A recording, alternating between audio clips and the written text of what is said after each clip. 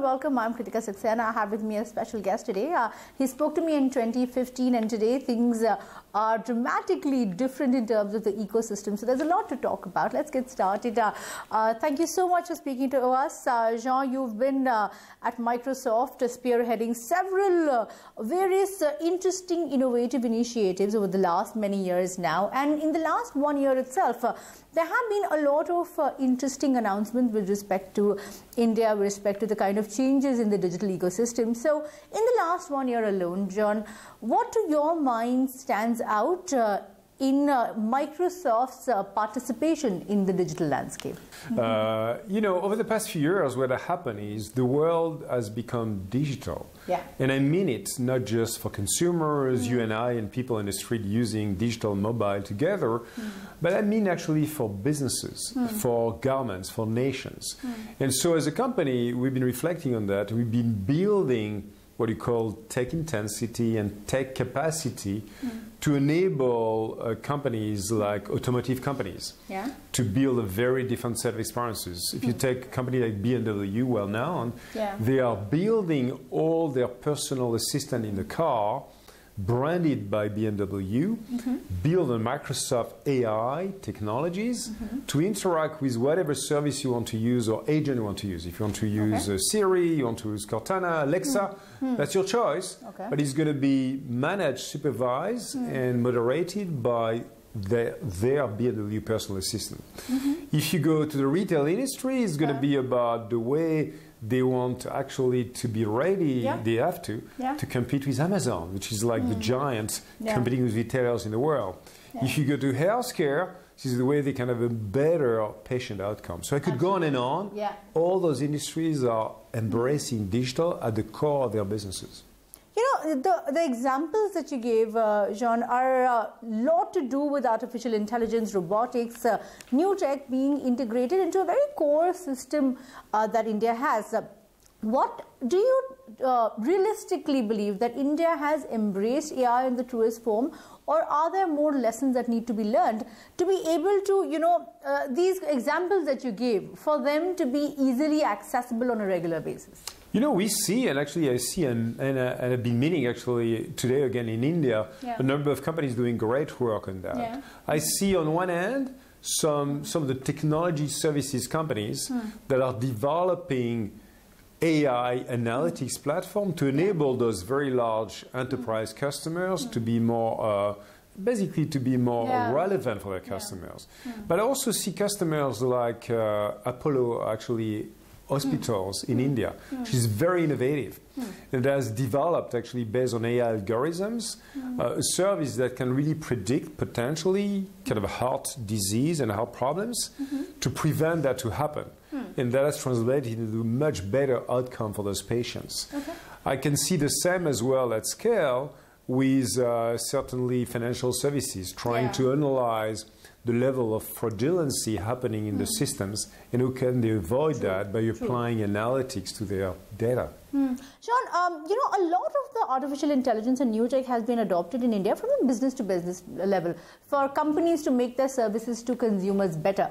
By when do you think consumers like me would be able to access digital? For instance, in your own country, I think I was traveling in France and across Europe, and I didn't have to check in manually. It was all automated, and it was just a matter of getting something done. That is not in the Indian tech system is not ready for that yet to reach consumers like us. By when will that happen, to your mind, given the kind of conversations you've had? You know, I think India has a fantastic foundation because it's one of the countries in the world that has done actually the best job when it comes to building that digital identity for the citizens, which is wonderful. It's been an example across the world.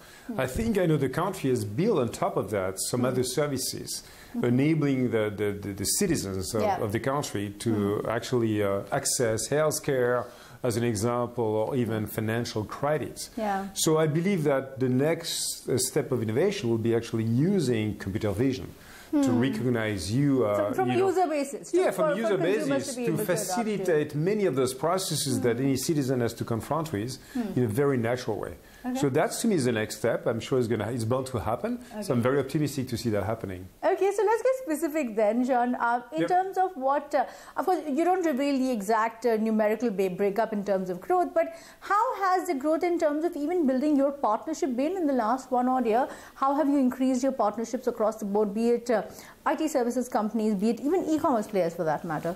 Yeah, you know, as a company, we've been partnering with a lot of different types of companies in India. On the one hand, we've worked a lot with the unicorn. There's a lot of unicorns growing.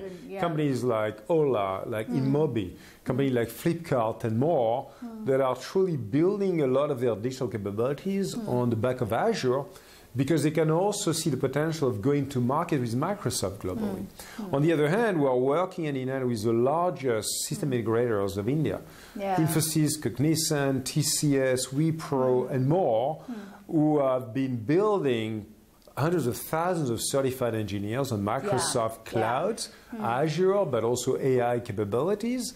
They can actually then basically connect with their enterprise customers. So we have a very strong partnership with those companies as well, globally, to enable them to digitally transform those customers one industry at a time.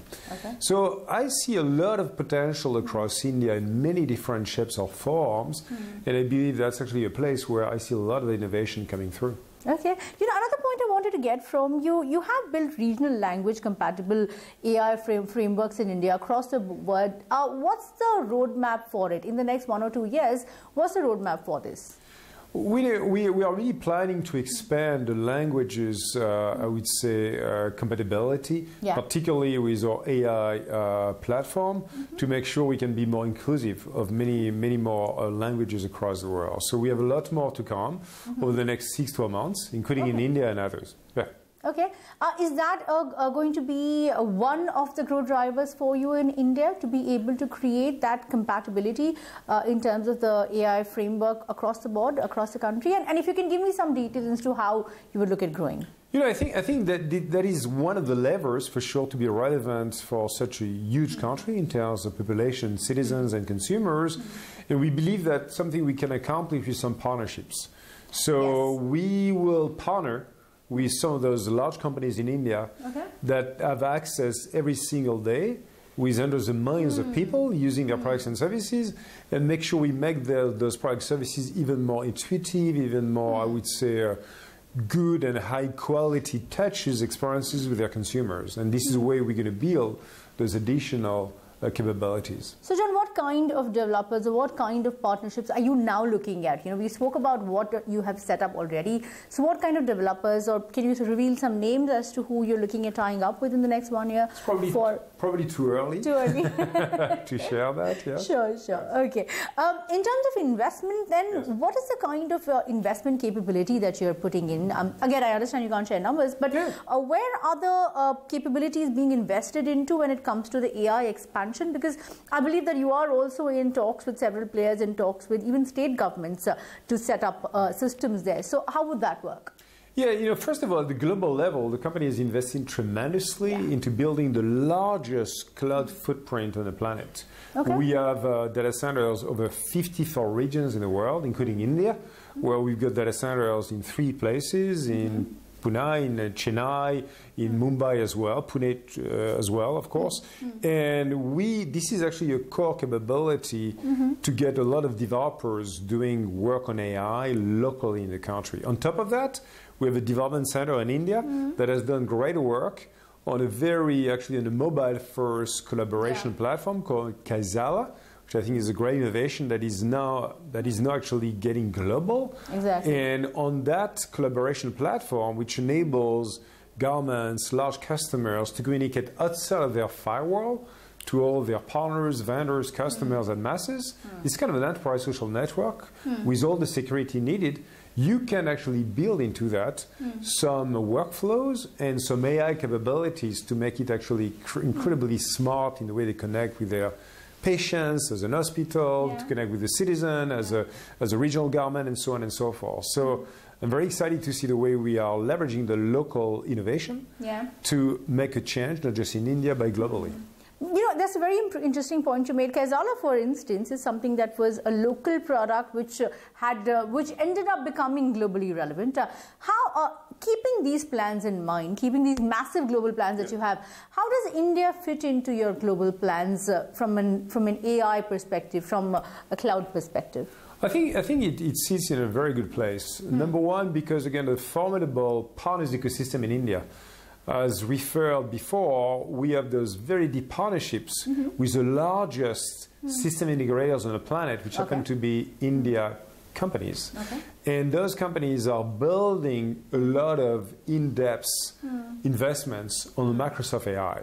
And by doing so, we are working with them to transform large other companies in the world to become data actually savvy in the way they drive the business.